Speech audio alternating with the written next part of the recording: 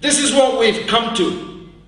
This is how close we are to yet another cataclysm involving centrally our own country, our own government, our own armed forces, at a time, as Lindsay said in her wonderful speech, when we're having to borrow hundreds of billions of pounds in order to pay the debts on the hundreds of billions of pounds that we owe, at a time when it's announced, in a week when it's announced, that 25% of all households in the United Kingdom are officially in fuel poverty.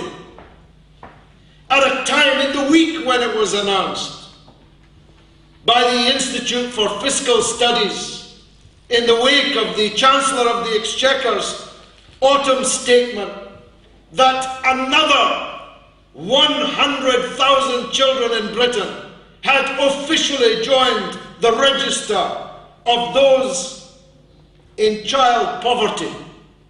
At a time when our country, we're told, is virtually bankrupt, is laying off hundreds of thousands of workers, at a time when our country is officially saying that we cannot afford the very basic aspects of civilization that have been built up in our country in terms of welfare and so on. These lunatics really are planning yet more war. The sense of deja vu I had as Abbas laid out all the fakes and fabrications and forgeries and laptops. Didn't you just think back, those of you old enough to remember, to the dossiers, to the presentations at the United Nations, the mobile laboratories that never were, the palaces that were supposedly built on top of nuclear, chemical and biological arsenals in Iraq. As you heard Abbas talk about these fabrications and those behind them, didn't you just see the same parade of ghouls? Many of them, their faces waxed with fake grief, wearing their ever larger poppies ever earlier, standing at the cenotaph just a few weeks ago, grieving for the victims of past wars, all the while preparing for new wars, leaving more dead, more destruction in still more parts of the world. Didn't you just think that all we've replaced in replacing Tony Blair with David Cameron is to move from one cheek of the same arse onto the other cheek? Didn't you just think that this parade has all the familiar faces? Abbas talked about them. The Christian fundamentalists in the United States who support Israel only until they can bring about Armageddon. The faster to get to the rapture, the faster to bring about the return of the Messiah, at which point the Jews will have to convert to Christianity or all be killed. Didn't you just see the neocon servants of the military-industrial complex counting their money in the rearmament that's required? Didn't you just see the depth of the venality of the process through which we have been passing, sleepwalking, as David Miliband put it in the Financial Times belatedly on Saturday. Sleepwalking through a deliberate polarization between different kinds of Muslims. I say this to the Muslims who will see this, at least on YouTube. Please don't fall for this gigantic fraud in which the imperialist countries who were bombing and murdering one kind of Muslim in Iraq now want to mobilize that kind of Muslim against another kind of Muslim on a sectarian basis, dividing the Muslim world so that the imperialists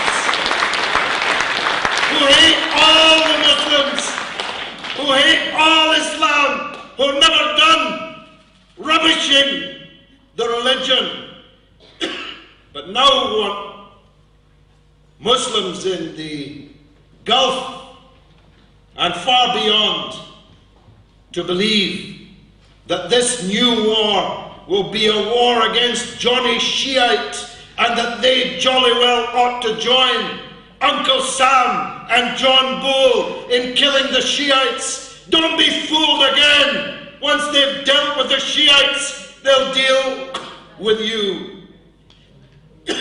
Excuse me. I have a chest infection.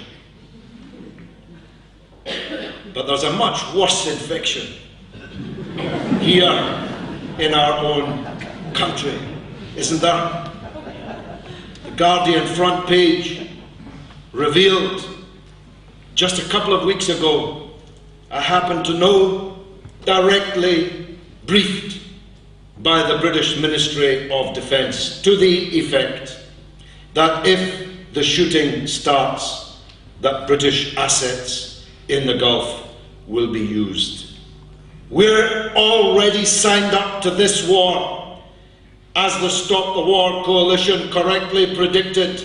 For years before it started, we were secretly signed up to the war on Iraq. And what a success that has been. 1 million Iraqi dead, 3 million Iraqis driven into exile, Iraq broken into pieces, perhaps never to be put together again, broken into sectarian statelets, each with their own private army. 1 million dead Iraqis, on top of the 1 million dead Iraqis killed by the sanctions that, as Lindsay said, weren't an alternative to war, but were a prelude to war, just like the sanctions on Iran are a prelude to war. The fake outrage at 30 students getting over a wall in Tehran, my God, during the student demonstrations here in London. The Treasury was entered and set on fire, as if the British state was able to control the actions of every student. I bet they wish they could. Thank you, Lindsay.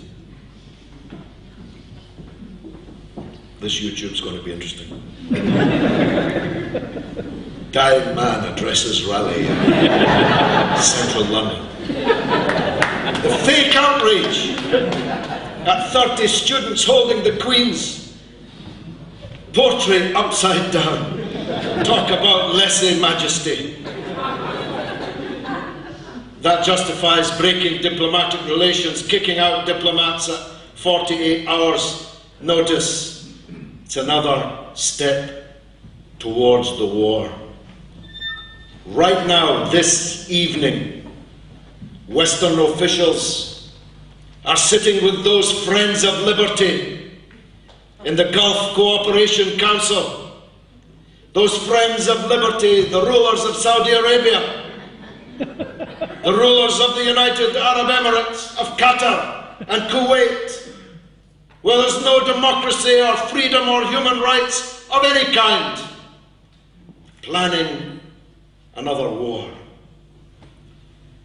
But there's a difference, and this is something that we must take widely into the population. You see, Iraq was a broken country when we launched the war against it. The Iraqi regime was absolutely friendless in the region. The internal political divisions inside Iraq, as it's turned out, were terminal. Iraq had been bled white by years, a decade of sanctions that were so severe they were killing an Iraqi child every 6 minutes of every day. Iran is not broken. As a matter of fact, Iran is absolutely intact. And the best way to make sure that all Iranians come together in defense of their country and their civilization, yes, their great ancient civilization, is for Western countries and Israel to start bombing them. Then you'll see a unity in Iran that you can't even begin to dream of now. Iran is a powerful country with many weapons. Iran is a country whose culture and, yes, their religion, as Edilat explained, nowhere more apparent than here during the period of Ashura. They are ready to sacrifice, you know. They are ready to fight to the last drop of blood, and they have the means to do so.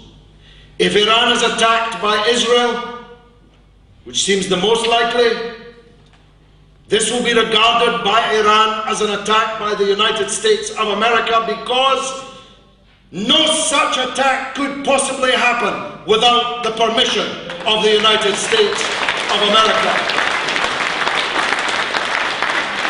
If it's treated as an attack by the United States of America, then the satrapies of the Gulf, the potentates, the kings and the sheikhs on whose soil the American army sits in such profusion, whose airspace will be used for such an attack, whose waters will be used for the naval assets for such an attack, will immediately themselves become subject to Iranian retaliation. The Persian Gulf will be on fire. Never mind blocked Abbas. The Straits of Hormuz will be on fire.